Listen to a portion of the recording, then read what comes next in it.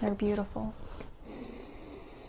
They smell good too. You still mad? Yeah, a little bit. She's hella mad, guys. We went to go grab these real quick. My boy Jose, he works over at Phenom. He was just like, hey, we got these in small sizes too. Like hinting, being like, hey, and I was like, that's nice. So, treat your lady right, guys. She's hella mad right now. I wish you guys could see her face. We are going to set up a second camera. We just got to do stuff, so just be patient. What's good, guys? This is Nightwing2303 from WearTesters.com. Today we got a quick detailed look and review of these guys right here. This is the newest model within the Nike Huarache line, and it's called the Huarache Edge TXT, and on the label right there it says HA, or HA, but it's for Hyper Adapt, so we're going to just ignore that part. And this video is brought to you guys by the good folks over at Squarespace.com. If you are interested in starting up your own website, owning a domain, a web store, or anything of that nature, head over to squarespace.com/weartesters where you'll get 10% off your purchase and start your own online, hopefully, business today. Now, as far as these guys are concerned, again, this is the newest model, or the newest kind of like, I wouldn't call it a runner, but like running inspired shoe by Nike within the Huarache line. And I think that this particular colorway, the other ones look really cool too. They're the white with the orange and the green, almost a play on the original Huarache Run colorway that was white, orange. No, white, yellow, orange, and white, green. orange, or why do I keep saying orange? I just said it like twice in a row. Yellow. White, green, and yellow. Whereas this colorway right here is much like it says on the box there with the HA. It's after the Hyper Adapt, the original colorway of that shoe. That's what these little teal hits are, which I think are freaking cool. I was gonna buy the other colorway. I thought that they were cool until they brought out these ones, and I was like, oh, never mind. Nightwing blue for the win. Yeah. Now, tech specs on these is the thing that I'm mostly interested in, and I cannot honestly tell you what they are, which sucks. I can't find any information on them. The sneakers app description of the shoe just says lightweight foam midsole, so that leads me to believe that it's just foam, but I don't want to believe that because that would be weird. Like, the Huarache is one of the most comfortable sneakers in Nike's history, and they feature air cushioning, so why wouldn't these? I don't know. Well, I know why.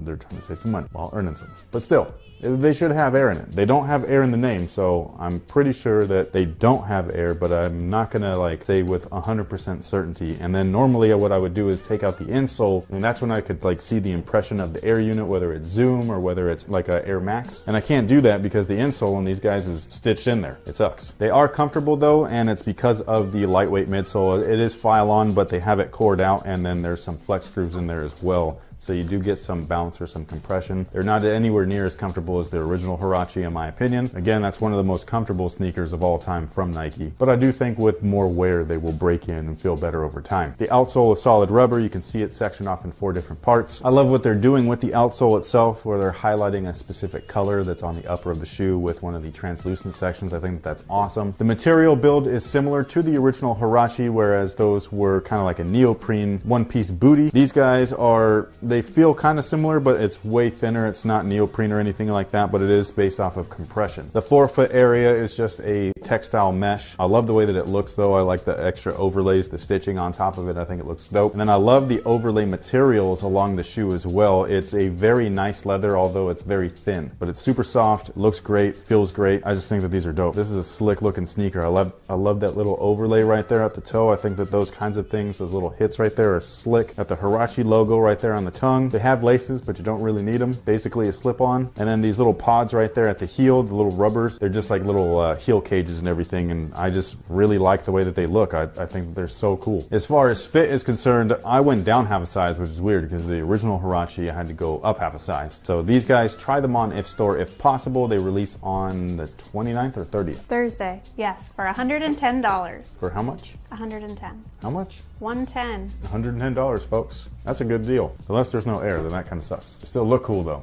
I like them because they're like my cities. Well, those have air in them. No, but I'm saying the silhouette because like I said, the original Huarache, I don't like how it shoves my foot forward. Oh yeah, these do not do that. Like we were saying earlier, they run a half size big, which is weird, super weird, because the original Huarache is very tight. The way that those are constructed, I don't know if these guys are the same, but the way that those are constructed, the original Huarache, this is like a random ass fun fact. but the US government considers that shoe to be a sandal. So Nike actually saves a ton of money on imports, like import fees, even though it's an actual sneaker and a performance sneaker at that, or at least it used to be. Now it's more of a lifestyle thing. Like I was told a long time ago, I can't remember what it is, but I can't remember the reason for it, but I'm assuming it's because of the materials, like there's not enough of maybe like leather and stuff like that, but it is considered a sandal, which is super weird. I think it's kind of one of those things too where if you took away all the fabric pieces and you just left the couple of leather pieces on there, it would be a sandal. Have they done that?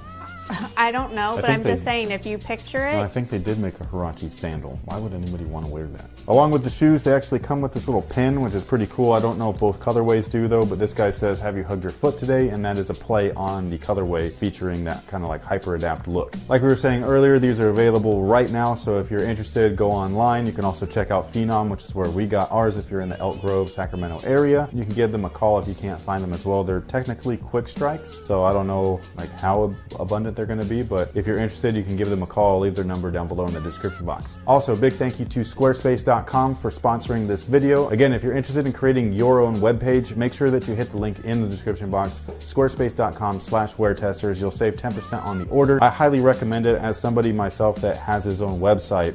And it's my business, and I've built it like that over the past like 9-something years. How long have we had it for? 9 years? Yeah. I highly recommend starting something like that, especially if you're young. This is not just a plug to like plug the sponsor or whatever. It's something that I wholeheartedly believe in. There's a lot of ways for people to become their own businessman. You know what I mean? Like to have your own business, to have your own something. And websites are one of the best ways to do it. And on top of that, you get to like share your voice, your opinion, passion, all that kind of good stuff, whether it's sneakers, whether it's comic books, whether it's food, it doesn't really matter. Just go ahead and try it out yourself. I highly recommend it, man. It's just, I can't say enough good things about creating your own website. So click the link down below and take initiative, man. Just do it, especially if you're young. Start right now. Like you will thank yourself later. Thank you so much for watching. Thanks for all your support, and until next time, guys, have a good one. The funny thing with the Back to the Future shoe, the Air Mag, right? Or it's not the Air Mag, it's just the Nike Mag. There's no air in it. But the funny thing about that shoe is that they made a couple of prototypes for the movie. And the gist was that was when he went into the future. Right. Right? And he had the hoverboard and all that stuff. And so when he put his foot in there and it auto-laced, that wasn't CGI like it would be today. It was actually somebody underneath him pulling the shoestrings down. It was so funny, dude. Like it's such a cool thing. So the fact though is that Tinker has wanted since then to actually do real auto lacing. Something that he and Tiffany Beers have been working on. Tiffany Beers is no longer with Nike. She actually has her own channel. This is not an intended plug. Go check her out though. We highly recommend it. If you are into sneakers, like for real into sneakers, you're not some like person that's just after hypebeast shoes and stuff like that, which if that's you, no offense or anything. If you're really into sneakers though, like you're really passionate and you want to know more than just what the shoe is, you know what I'm saying? Go check out her channel.